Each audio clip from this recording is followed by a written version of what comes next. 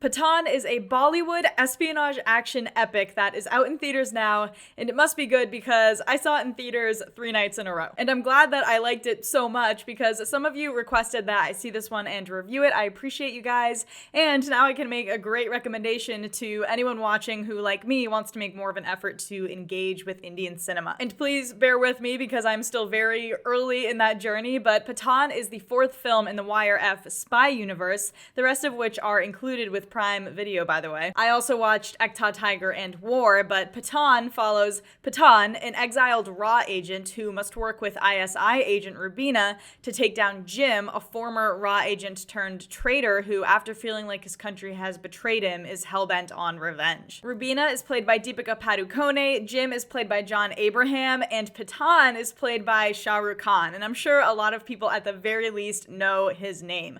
I've heard him referred to as the Indian Tom Cruise, and I honestly think that kind of undersells how huge he is. No offense, Tom Cruise. But from my understanding, this film is super exciting and significant because it's not only his first full turn to action, but kind of overall a return to form for him. And what a return it is. Pathaan is a 2-hour and 40-minute maximalist action spectacle, the kind of thing that is designed to and will make you want to get up and cheer every 10 minutes. I mean, I've seen it in theaters so many times because I love action, specifically this type of over-the-top action, which we'll talk about, but it's also early in the year, and in the US at least, we don't get many great films the first few months of the year, and I think I'm trying to have this intoxicating experience while I can. It's like addicting. And it was also exciting for me because I am someone who typically finds spy movies, dare I say, boring, or, you know, self-serious a lot of the time, like a Bond film. It's just not my favorite genre. And I guess combining that with masala filmmaking, this blend of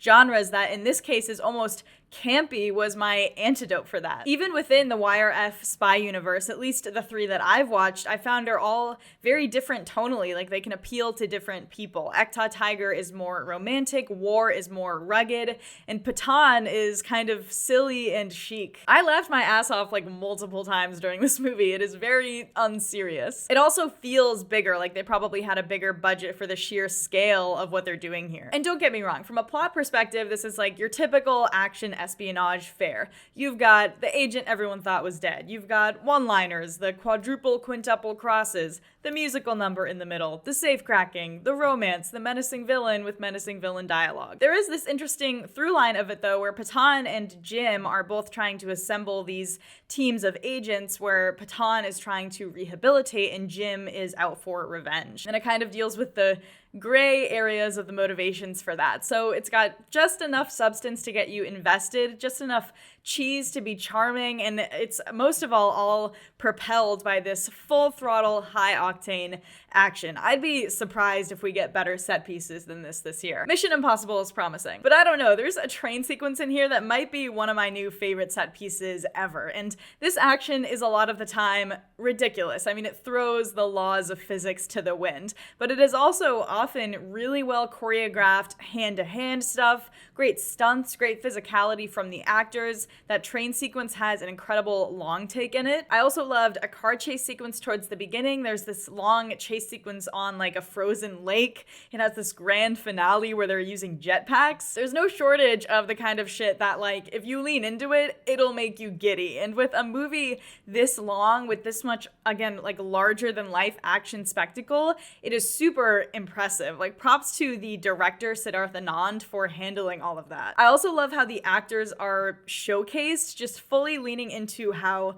cool it is with the slow-mo and the hair blowing. It's fully aware of itself as an action-packed star vehicle. And I don't usually say this in reviews, but everyone in this movie is smoking hot. SRK took his shirt off for the first time and I almost spoke words. He is 57 years old. Good for him. He's usually a romantic lead and I think that way worked in his favor here to give this character some depth. He's got this tenderness to him that makes him so alluring in the action, the romance. He brings a lot of emotion addition to the role. I loved how Rubina felt like a fully realized character and contributor to the plot, and Deepika Padukone is a total bombshell. She and SRK have great chemistry. John Abraham is great as Jim, very intimidating. His backstory is just extreme enough that you're like, yeah, he's done using rational logic. He's definitely a very cliched villain, but he gets some zingers. There's one moment where Rubina is giving him eyes and she's like, want to drown in them? And he goes, I know the difference between the sea and lava.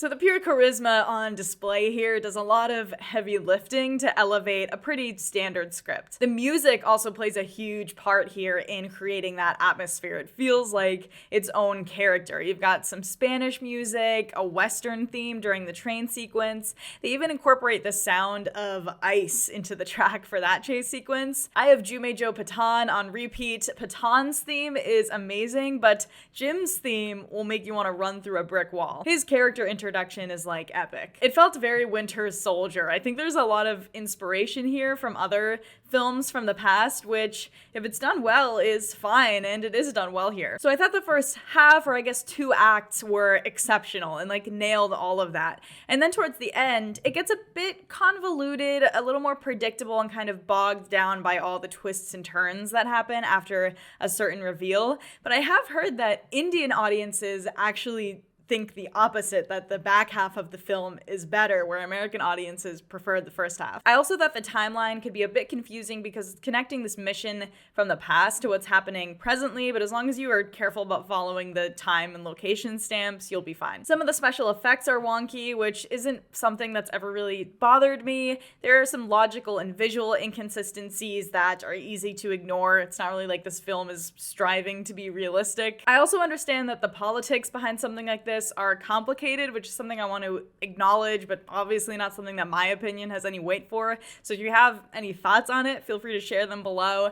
But all in all, I don't think this is a perfect film, but so much of it is so well done. The action, the humor, the performances, and it's really just all about being a reliably electrifying theater experience and star vehicle, which I think it does with flying colors. So I'm going to give Pathaan 4 out of 5 stars. I would see it again. It's definitely my favorite of the YRF Spy Universe that I've watched. And you know, I'm gonna give myself some room to adjust my ratings for these as I watch more, and always feel free to give me some more recommendations. But you get the point. I think this is a must-see in theaters. I wish I'd reviewed it even earlier because I think its theater run is gonna get more limited. So run, don't walk if it's playing near you. Let me know your thoughts on it. Don't forget to like and subscribe and keep an eye out for more videos soon. Thanks for watching.